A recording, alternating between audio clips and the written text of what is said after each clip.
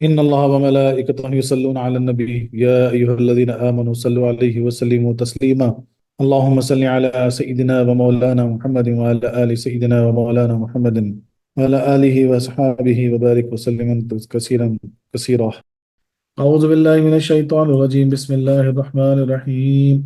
ما يود الذين كفروا من أهل الكتاب ولا المشركين أن ينزل عليكم من خير من ربكم والله يختص برحمته من يشاء والله ذو الفضل العظيم.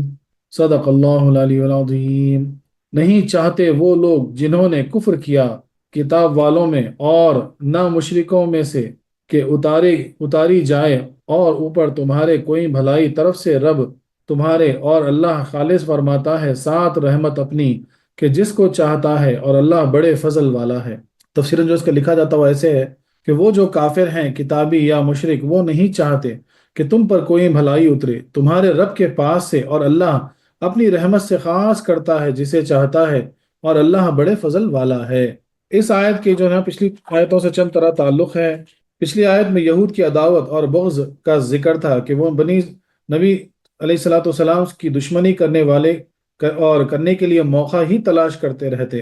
اب مسلمانوں کو ان سے ڈرایا جا رہا ہے کہ یہ تمہارے سخت دشمن ہے، تمہاری بھلائی نہیں گوارا کر سکتے، یعنی مسلمانوں کی بھلائی جو ہے ان کو ہضم نہیں ہوتی۔ مثال کے طور پر پچھلی آیت میں بتایا گیا تھا کہ یہود برے ارادے سے رائنا کہتے ہیں، اب اس کی وجہ ارشاد ہو رہی ہے کہ وہ اس لیے ایسی حرکت کرتے ہیں کہ مسلمان بھی عام طور پر یہ بولنے لگے اور فیضان نبوت سے محروم ہو جائیں۔ یعنی ان کا اصل مقصد کیا تھا کہ مسلمان بھی فیضان نبوت سے محروم ہو جائیں، اس وجہ سے جو ہے نا یہ کیا کرتے تھے، اور ان پر کوئی خدا کی رحمت نازل نہ ہو، نیز ان لوگوں کو یہ کہنے کا موقع ملے کہ جب مسلمان اور ان کے نبی ہماری بات نہیں سمجھتے تو رب کا فرمان کیا سمجھتے ہوں گے، اور رب تعالیٰ ایسے سیدھے لوگوں پر اپنا کلام کیوں کر اتارا ہوگا۔ یعنی اب یہ کیا، یعنی ان کا تصور یہ تھا کہ بولے ہم تو اتنی چالاکی سے جو ہے نا ایسا لفظ استعمال کر لے رہے جس سے جو ہے نا گستاخی ہو جا رہی، اور مسلمان بھی بنا سوچے سمجھے اگر یہ بولنے لگے مثال کے طور پر تو وہ بھی کیا ہوگا معلوم ہے، نبی کریم صلی اللہ علیہ وسلم کی جو ہے نا جو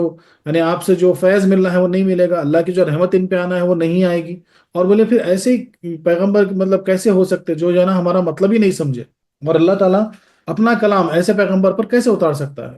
شان نزول اس آیت کا یہ ہے، یہ آیت کب آئی کہ یہود کی ایک جماعت مسلمانوں سے دوستی اور خیرخواہی ظاہر کرتی تھی اور میٹھی باتوں سے ان کا دل لبھانا چاہتی تھی۔ ان کے جھٹلانے اور مسلمان کو برو وقت خبردار کرنے کے لیے یہ آیت کریمہ نازل ہوئی۔ اس کو جو ہے نا خزائن الفام میں ایسا لکھا ہوا ہے، ما یود الذین کفروا، یودو ودون سے بنا ہے جس کے معنی ہے دل سے چاہنا اور پسند کرنا، یا تمنی کے اس کی نفی سے کراہت لازم آئے، یعنی کفار نہیں چاہتے تھے بلکہ برا سمجھتے ہیں۔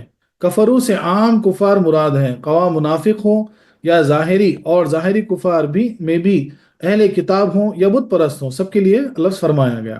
من اہل الکتابی والمشرکین، یعنی عام کفار مراد ہیں، خواہ وہ یہود و نصارہ ہوں یا مشرکین، ان میں کوئی بھی کبھی بھی چاہتا کہ ان ینزل علیکم من خیر، کہ اے مسلمانوں تم پر کوئی بھلائی اترے، یا تو خیر سے مراد وہی ہے اور علیکم سے مراد نبیکم ہے، یا خیر سے عام بھلائی مراد ہے اور علیکم اپنے ظاہری معنی میں، یعنی کفار نہیں چاہتے کہ تم پر کوئی بھلائی یا تمہارے نبی پر وہی آئے۔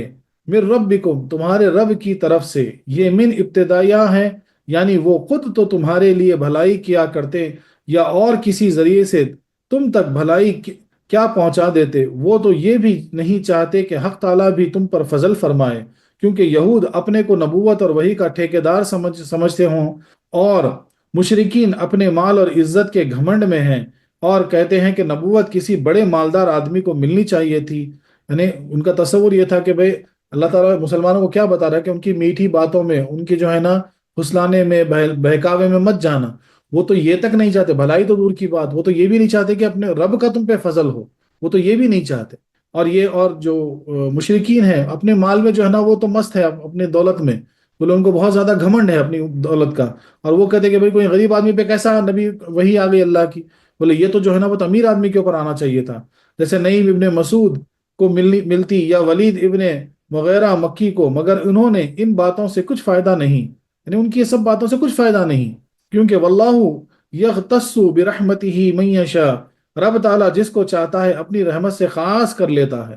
سبحان اللہ سبحان اللہ۔ تو یہاں بہت بڑی خوشخبری ہے ہم سب کے لیے بھی، رب تعالیٰ جس کو چاہتا ہے اس کو خاص کر لیتا ہے۔ تو کرنا کیا ہے؟ اللہ کے چاہنے والے بن جانا ہے، اور اس کی مرضی میں کسی کو دخل نہیں۔ رحمت سے مراد نبوت، رحمت جو لفظ استعمال ہوا اس سے مراد یا تو نبوت ہو سکتی ہے، وحی ہو سکتی ہے، حکمت ہو سکتی ہے، نصرت ہو سکتی ہے، فتح ہو سکتی ہے، یا فتح مندی ہو سکتی ہے۔ پھر یہ نہیں کہ نااہل کو اپنی رحمت دے دے، بلکہ واللہ ذو الفضل العظیم، اللہ بڑا فضل والا ہے کہ جس پر رحمت کرنا چاہتا ہے پہلے اس میں لیاقت اور قابلیت بھی عطا فرماتا ہے۔ تو جس ذات کریم پر اس نے وحی بھیجی اور جس قوم پر قرآن اتارا اسے پہلے سے ہی لیاقت اور قابلیت بھی عطا فرما دی۔ فضل کے معنی ہیں محض کرم سے بغیر کسی استحقاق کے کچھ عطا فرمانا، یعنی کوئی بغیر محنت کے، بغیر کوئی یعنی تدبیر کے جو ہے نا، بس اللہ تعالیٰ فضل فرمانا، اس یعنی کچھ عطا کر دینا، تو وہ جو ہے نا اس کو فضل کہیں گے۔ اور یہاں اور ایک خاص بات، یہ نقطہ یہ ہے کہ اللہ تبارک و تعالیٰ جسے اپنا فضل سے نوازنا چاہتا تو اسے ویسی لیاقت سے بھی نواز دیتا، اسے ویسی جو ہے نا توفیق سے بھی نواز دیتا، پھر اس کے بعد جو ہے نا اللہ تبارک و تعالیٰ اس پہ فضل فرماتے۔ اور یہ اللہ کی مرضی ہے، جسے چاہے اس پر جو ہے نا فضل فرمائے، اس پہ کوئی قید بندی نہیں لگا سکتے، نہ نسب کی، نہ حسب کی، نہ مال کی، نہ دولت کی، نہ خاندان کی، نہ خول کی، نہ قبیلے کی، کوئی قید نہیں ہے۔ اللہ تعالیٰ جسے چاہے، جس پر چاہے اپنا فضل فرمائے۔ تو ہونا کیا ہے، کرنا کیا، اللہ کے چاہنے والے بن جانا ہے۔ تو خلاصہ تفسیر یہ ہے کہ اے مسلمانوں، کفار کی چکنی چپڑی باتوں پر فریبتہ نہ ہو جانا۔ ہم تمہیں ان کا دلی حال بتاتے ہیں کہ کوئی کافر خواہ کتابی ہو یا مشرک چاہتا ہی نہیں کہ تم پر خدا کا کوئی فضل بھی ہو۔ اہل کتاب تو اپنے کو ہر فضل کا حقدار سمجھتے ہیں، اور مشرکین آخرت کی نعمتوں کو دنیاوی نعمتوں پر قیاس کر کے کہتے ہیں کہ جس طرح ہمیں مال اور عزت ملی ہے ایسے ہی نبوت بھی ملنی چاہیے تھی، مگر ان بیوقوفوں کو یہ خبر نہیں کہ اللہ جس کو چاہتا ہے اپنی رحمت دیتا ہے اور جس پر چاہتا ہے اپنا فضل فرماتا ہے۔ یہ تو ان بگڑے ہوئے خاندانی نوابوں کی طرح ہے جو کہ نئے دولت مند اور صاحب کمال لوگوں کا مذاق اڑاتے ہیں اور اپنے کو خاندانی اور موسری نواب سمجھے بیٹھے ہیں۔ یعنی مثال دی جا رہی ہے یہاں پہ، ایسے لوگ جو ہے نا بولتے کہ نہیں ہم فلانے فلانے بڑے جاگیردار ہیں، بڑے نواب ہیں، بولے یہ کیسا، بولے یہ ان کو کیسا دولت مل گئی، بولے یہ ایسا کیسا ہو گیا۔ تو وہ جو باتیں اسی طریقے سے ان کا حال تھا۔ جو مشرکین تھے وہ اپنی دولت میں مست، بولے بھائی ہم کو آخرت سے کیا پڑی، بولے ابھی تو ہمارے پاس بہت دولت ہے، اللہ تعالیٰ نے یعنی ہم کو جو ہے نا زبردست زندگی ملی، بولے ایسے ہی جو ہے نا وہاں بھی کچھ ہو جائے گا ہمارا۔ تو ویسے ہی جو ہے نا اس شان و گمان میں رہتے تھے، اور یہ بھی تھے کہ بھائی یہ ان کے پاس کیسا آ گئی نبوت، وہ تو ہم کو ملنی چاہیے تھی، وہی ہم پہ آنی چاہیے تھی، کیونکہ ہم مالدار ہیں، ہم زیادہ حقدار ہیں۔ ایسی سب باتیں بیوقوفی کی باتیں کرتے ہیں، اور یہ بولا جا رہا ہے کہ یہ سب بیوقوف ہیں، احمق ہیں۔ ارے وہ تو اللہ کی مرضی ہے، اللہ جس پر چاہے اپنا فضل فرمائے، اللہ جس کو چاہے چن لے، یہ اللہ کی مرضی ہے۔ اس آیت سے چند فائدے حاصل ہوئے۔ پہلا فائدہ، اللہ پر کچھ واجب نہیں اور نہ کسی کا اس پر ذاتی حق ہے۔ اس نے خود اپنے فضل سے جو حق جس کو دے زیادہ وہ درست ہے، یعنی اللہ تبارک و تعالیٰ کی مرضی ہے، وہ جسے دے وہ درست ہے، وہ صحیح ہے۔ اللہ کی نعمت محض اس کے فضل سے ملتی ہے، بے شک اللہ کی نعمت محض اللہ کے فضل سے ملتی ہے۔ اس لیے بولا جاتا ہے نا کبھی دعا کرو تو یہ چاہیے وہ چاہیے، ایسا ہو جائے ویسا ہو جائے، ایسا دعا مت کرو۔ دعا میں کیا کرو، صرف اللہ سے اس کا فضل مانگو، یا اللہ تو فضل فرما، یا اللہ تو فضل فرما، یہ سب سے بہترین دعا ہے۔ ہاں بعض نعمتوں میں بعض ظاہری اسباب کو بظاہر دخل ہوتا ہے، اور بعض نعمت جو اللہ تعالیٰ عطا کرتے ہیں وہ بظاہر جو ہے نا کسی کے ذریعے سے عطا کرتے ہیں۔ نبوت محض وہ بھی ہے، اس میں کسب کو دخل نہیں۔ بالکل اللہ تبارک و تعالیٰ جسے چاہے چن لے، اس میں کوئی کسب نسب کا کوئی دخل ہی نہیں ہے، یعنی کوئی خاندان قول قبیلے کا دخل نہیں ہے۔ حق تعالیٰ نااہل پر فضل نہیں کرتا بلکہ پہلے اسے اہل بناتا ہے پھر رحمت دیتا ہے۔ سبحان اللہ سبحان اللہ، کیا شان ہے مولا کی۔ دیکھیے نااہل کو بھی اللہ تعالیٰ فضل نہیں فرماتے، پہلے اس کو جو ہے نا اہلیت عطا کرتے ہیں، یعنی اس کو پہلے جو ہے نا اس مقام کے لائق بنا دیتے، پھر اس کے بعد اس پہ فضل فرماتے۔ حسد بڑی بری بیماری ہے، اس میں حاسد خود اپنی ہی نقصان کر لیتا ہے، محسود کا کچھ نہیں بگاڑ سکتا۔ یعنی پھر وہی بات یہاں دہرائی جا رہی ہے کہ یہ سب مسئلہ جو آ کے اٹکتا کہاں اٹکتا، حسد اور جلن پر آ کے اٹک جاتا۔ اور بولے جو حسد کرتا حقیقت میں، تو جو حاسد ہے وہ خود اپنی آگ میں جل جاتا، اور جس پہ حسد کر رہا نا اس کو تو کوئی سے فرق نہیں پڑتا، نہ اس کو کوئی نقصان ہے اس سے۔ اب یہاں پر ایک اعتراض ہے کہ جب اللہ جس کو چاہے رحمت سے خاص کرے تو تم نے نبوت اولاد ابراہیم کے ساتھ کیوں خاص مان لی، اور حضور صلی اللہ علیہ وسلم پر اس کی انتہا کیوں مان بیٹھے؟ ممکن ہے کہ مرزا جی پر اس نے رحمت کر دی ہو۔ یہ ختم نبوت یہود کا عقیدہ ہے۔ دیکھو سوال کیسا ہو رہا، غلام احمد مرزا قادیانی کے اوپر جو ہے نا اشارہ کر کے سوال ہو رہا کہ بھائی تم جو ہے نا نبوت کو ختم نبوت کیوں مان لیا نبی کریم صلی اللہ علیہ وسلم کے اوپر، اور ابراہیم علیہ السلام کی جو ہے نا نسل میں ہی پوری نبوت کو کیوں مان لیے؟ ایسا کیوں نہیں ہو سکتا کہ اللہ تعالیٰ کسی اور پہ فضل فرمائے کیونکہ اس کی مرضی ہے؟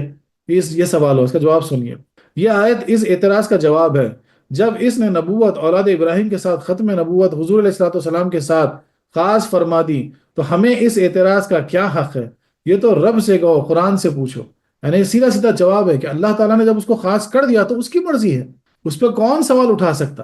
دوسرا اعتراض، تمہاری تفسیر سے معلوم ہوا کہ نااہل کو نعمت نہیں ملتی، اور احادیث سے معلوم ہوتا ہے کہ قیامت کے قریب نااہلوں کو سلطنت اور مال ملے گی، اب بھی کفار اور ظالم لوگ بادشاہ بنے بیٹھے ہیں۔ دیکھو کیسا سوال ہوا، بولے قیامت سے پہلے بھی جو ہے نا نااہل جو ہوں گے ان کو سلطنت مل جائے گی، اور ابھی بھی جو ہے نا کفار اور مشرکین جو ہے نا بادشاہ بنے بیٹھے ہیں۔ اس کا جواب، یہ سلطنت اور مال دولت نعمت نہیں بلکہ لعنت ہے، اس سے مجرموں کو سزا دیتا ہے اور ہم نے اسے منظور ہے۔ سبحان اللہ سبحان اللہ، کیا بول رہے ہیں کہ اللہ تبارک و تعالیٰ جو عارضی سلطنت عارضی دولت دنیا کی جو دے کے ان کو رکھے ہیں، یہ حقیقت میں سزا ہے، یہ نعمت کہاں ہے؟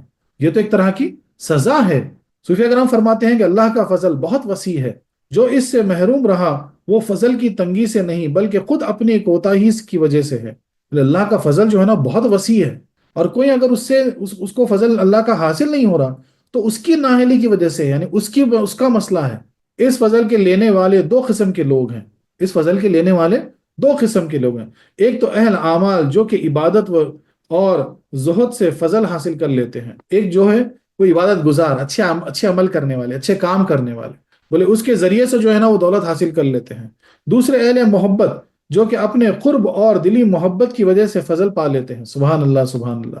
اور دوسرے وہ ہوئے اہل محبت جن کے دل میں محبت عشق ہو، تو نبی کریم صلی اللہ علیہ وسلم کا اللہ کی محبت ہو، وہ اپنی محبت کی وجہ سے جو ہے نا اس کو پا لیتے ہیں۔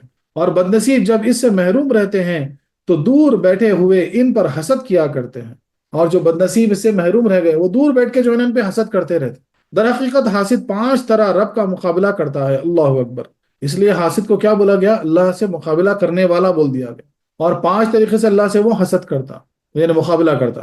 ایک یہ کہ اس نعمت سے باز رکھتا ہے جو اس کے غیر کو ملی۔ بولے بولتے نا حسد میں جو ہے نا جل کے جو ہے نا اسے دور ہی ہو جانا، بولے مجھے نہیں ملا اس کو کیسے مل گیا؟ بولے جاؤ مجھے بھی نہیں چاہیے، بولے میں دیکھوں گا نہیں اس کی طرف، بولے مثال کے طور پر۔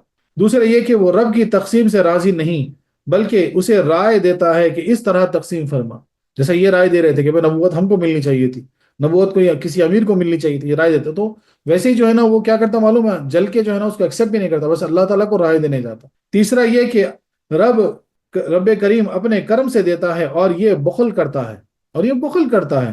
چوتھا یہ کہ اللہ کے ولی سے دشمنی رکھتا ہے اور اس کی نعمت کا زوال چاہتا ہے۔ اللہ کے ولی سے دشمنی رکھتے ہیں ایسے لوگ جو اصل میں حاسد ہوتے ہیں، وہ اللہ کے ولی سے، کیونکہ وہ کیا چاہتے ہیں معلوم ہے؟ بولے وہ اس مقام سے جو ہے نا معزول کر دیا جائے، وہ گرا دیا جائے، بولے وہ مقام کے تو وہ لائق نہیں، بولے ہم اس کے لائق تھے، بولے اس کو اس مقام سے گرا دیا جائے۔ پانچواں یہ کہ وہ ابلیس کی امداد کرتا ہے۔ حاسد کی مثال اس شخص کی سی ہے جو دوسرے کو پتھر مارے مگر وہ لوٹ کر اس کی کھوپڑی پر پڑھے اور اس کو زخمی کرے، یعنی اس کی مثال ایسی ہے۔